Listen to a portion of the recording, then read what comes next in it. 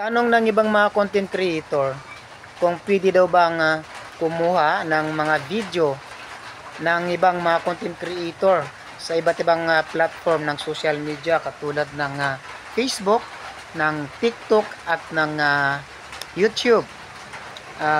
Hindi po bawal kumuha or mag-download ng mga video ng ibang mga content creator sa Facebook, sa YouTube or sa TikTok.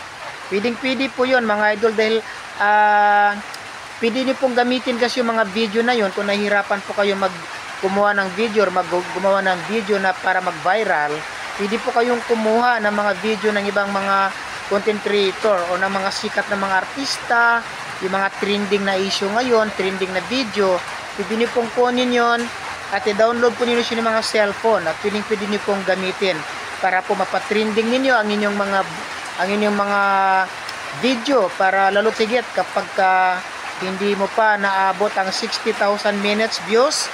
Mas mahalaga po or mas maganda po mag-download kayo ng mga trending na videos, yung mga trending na mga pinag-uusapan sa kasalukuyan. Yun po i-download ninyo at syempre i-edit lang po ninyo para po mabilis po ninyong makuha ang inyong 60,000 minutes views. Ako po, kumuha po ako ng isang video ng sa Facebook. Kumuha po ako doon at dahil napapanood ko rin naman sa ibang content creator na ganun din ang ginagawa nila, so ginaya ko po sila. So kumuha po ako. So yan po yung naging dahilan kung bakit napatrending ko po yung isang content ko po na naghahaba yata ng 3 minutes ang haba. So yun yung naging dahilan kung bakit nakuha ko agad ang 60,000 minutes views. So napatrending ko agad yung video na yon. So ngayon meron na siyang 5.7 million plays or video or views. So yun po yung ginawa ko, kaya ko po mabilis na nakuha yung 60,000 minutes views sa aking Facebook account. So hindi po bawal kumuha ng ibang video sa mga iba't ibang platform. Ang importante lang po ay i-edit po ninyo sa CapCut, no?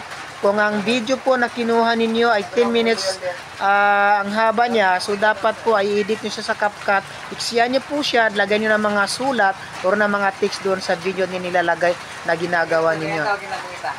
At mag-ingat din po kayo mga idol, no? Dahil huwag kayong gagamit ng music kapag nag-edit kayo ng inyong mga vlog. No, kasi mahirap na gagamit ka ng music tapos yung music na magagamit yung mayroon palang copyright. So pwede pong gamitin yung video, pwede kayong kumuha ng mga trending videos sa mga Facebook or YouTube account at yun po ang i-edit ninyo, lagyan nyo ng magandang caption, lagyan nyo ng hashtag, no, na related doon sa video na ginagawa ninyo or na ini-edit ninyo para mas maka-akit or maka-attract siya ng mga manunood. Kasi importante po yung magandang caption at maganda ang hashtag na ginagamit ninyo, dahil pag nagpindot si viewers ng hashtag at pinindot nyo yung hashtag na nilagay nyo doon, malamang sa malamang lalabas yung video ninyo doon sa hinahanap ng viewer ninyo. So laging tatandaan po, wag po kayo maniwala na sinasabi nilang bawal. Basahin niyo po yung policy ni Meta. Pwede po kayong mag-upload ng ibang video na hindi galing sa cellphone ninyo, na basta i-edit lang po ninyo, lagyan nyo ng boses, dapat nandyan yung mukha ninyo, mag-overlay kayo ng mga mukha ninyo para maging original po siya. Kasi kapag inedit nyo nga siya sa CapCut, wala naman kayong boses doon na naririnig, wala naman kayong mukha na nakikita doon, so magiging unoriginal content po siya.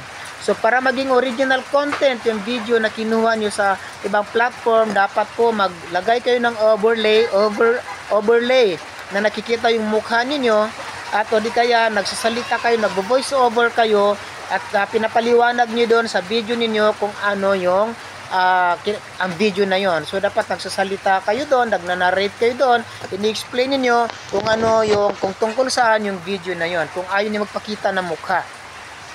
Para doon sa hindi marunong gumawa ng overlay, sa mga baguang content creator dyan, hindi pa marunong gumawa ng overlay, ang gagawin po ninyo, mag-video muna po kayo na kunyari may pinapanood kayo, pwede kayo magsalita, pwede rin hindi kayo magsalita, Na kunyari may pinapanood kayo na and then video kayo kung ilang minuto yung in-upload niyo yung video, yun din ang gagawin niyo yung video sa sarili niyo na kunyari may pinapanood kayo at yun yung gagawin niyo sa overlay ninyo. No, para po maging original content, yung mga content na kinuha niyo sa iba-ibang platform, no? Mayroon akong isang hinahanga ang content creator, si Chris TV, kung kilala niyo si Chris TV. Ganun po yung ginawa niya sa kanyang isang account. Nag-trending agad ito, nakuha niya agad yung 60,000 minutes sa kanyang isang account dahil in-upload niya po yung video ni Katnel, no, ni Daniel Padilla at ni Catherine Bernardo nung magka-love team pa sila. Yun ang ginawa niyo kasi trending na trending dati yung issue na yon. So ginawa niya yun ang inedit niya yung video nila Katnel. So sa loob lamang ng ilang araw nakuha niya yung 60,000 minutes dahil nag-trending agad yung video na yon na ginawa ni Chris TV.